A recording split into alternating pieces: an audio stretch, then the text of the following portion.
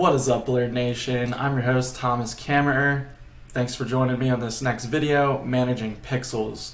So today, I just want to do a quick overview of and recap of what we talked about in the last video when I went into the Events Manager. So managing pixels, I talked a little bit about the strategy in terms of so you can have different pixels for different products, maybe different price points. I would have different events for those things as well to separate them, pixel events. But just so you guys have another understanding, so I'll go through this. When someone visits your website and takes an action, for example, buying something, the Facebook pixel is triggered and reports this action. This way you'll know when a customer took an action after seeing your Facebook ad. You'll also be able to reach this customer again by using custom audience. When more and more conversions happen on your website, Facebook gets better at delivering your ads to the people who are more likely to take certain actions. This is called conversion optimization. So, a couple notes here. Building audiences off these pixels is extremely important, and sometimes we just feed pixels with data just so we can build audiences later. For example, I talked a little bit earlier about the different campaign types. I'm going to go into those in more depth, I think the next module. The traffic campaign types, the engagement campaign types, things that where you're just getting clicks, right? All of those clicks are feeding your pixel, right? Your pixel is also usually globally set on your website. So any other traffic, email, Google, YouTube, it's all being filtered in and tagged with this Facebook pixel so that you can then go back to Facebook and leverage it. So, having website activity type of audiences, we use them quite a bit.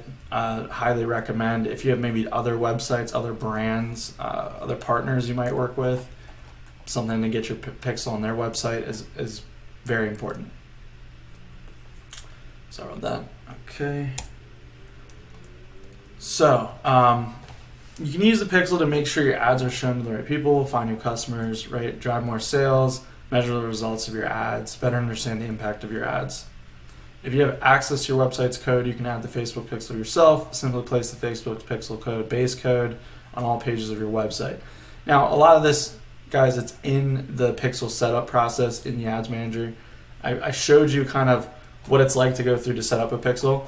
There's help, there's documents, it's right there. It's really kind of easy to get into. I'm going to actually go in and do a quick demo with you guys of Tag Manager. I talked about that in the last video.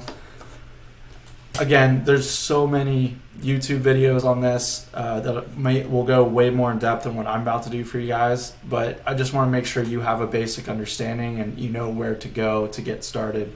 So tagmanager.google.com. If this is a new account, you're going to want to make a Tag Manager account for your business. You typically want one account for your business and one container. We have other containers here, but we really shouldn't. We just went through a whole merge process of Tag Manager containers. Google Ads, if you do Google Ads later after Facebook, prefers one container. So when people are moving through your website or moving through the campaign, one container is firing all those Google pixels, and they talk to each other a lot better. We've had issues with having multiple containers, different Google pixels along the way, things break. So definitely recommend one account for your business and one container. Another reason for maybe having different containers is you have a completely different website property or business. So maybe it's a secondary business. This is our main container here. This is the first page you're going to see when you come in. Add a new tag. That's usually the one thing you want to do. And then you can add a new trigger, right? So the process is first you add your tag, then you add your trigger. The tag is the base code. It's the pixel code. So back to what I was showing you earlier, it's the base Facebook pixel. Once you add that, you usually want that all over your website.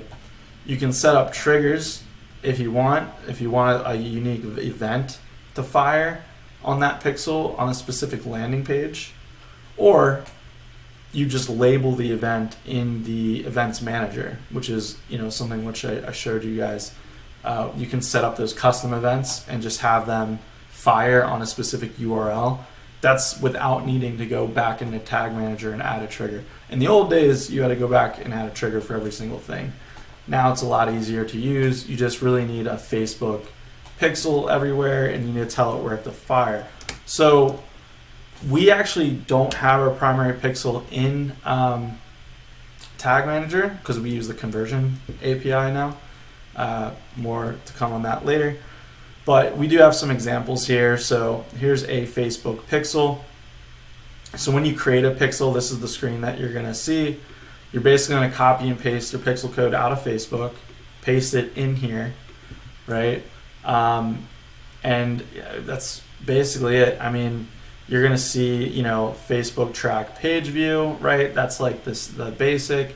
You can add other track kind of parameters right here.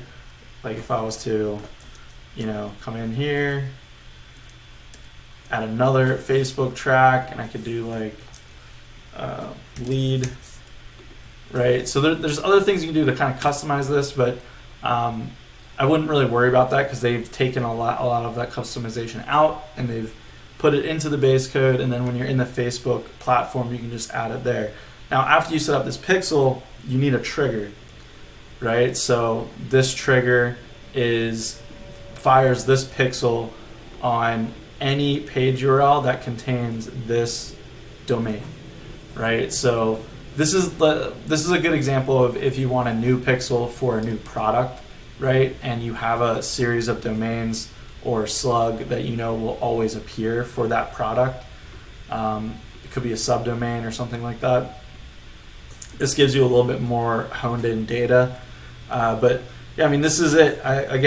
This is just a quick overview. So obviously I'm going to discard, but you would normally just hit save, publish. You'd have to go back to overview and hit submit workspace changes. You'll see like a submission screen and just hit go. That publishes the new tag to your website. You're done. So Tag Manager, it's a really important marketing tool. I think everyone should be familiar with it. You're going to use it a lot, whether it's just installing Google Analytics for tracking and analytics. Maybe it's another tracking platform or other network that you might be running media on.